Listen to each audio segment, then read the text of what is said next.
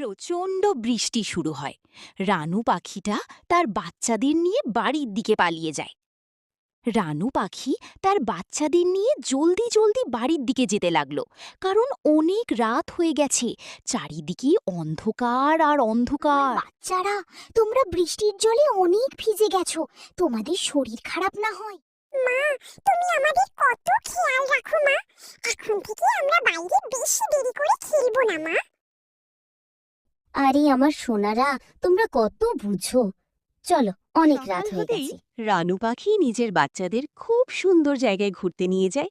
সত্যি জায়গাটা অনেক আরে সুন্দর আমার দেখতে। ছোট ছোট বাচ্চারা, আমি তোমাদের মামা হই। তোমাদের যা যা ইচ্ছে করে তোমরা খেতে পারো। এতগুলো ফুড, বাপরে বাপ! মা, আমাদের মামা খুব ভালো। আমার বাচ্চারা, তোমরা এই ফুড খাও আর মজা করো। তখন বাচ্চারা অনেক খুশি হয়ে যায়, অনেক মজা করে। তখনই ছোট ছোট বাচ্চাদের মামা বলতে শুরু করে। আরে আমার ভাগ্নিরা, কাল তোমাদের আরো সুন্দর জায়গায় ঘুরতে নিয়ে যাব।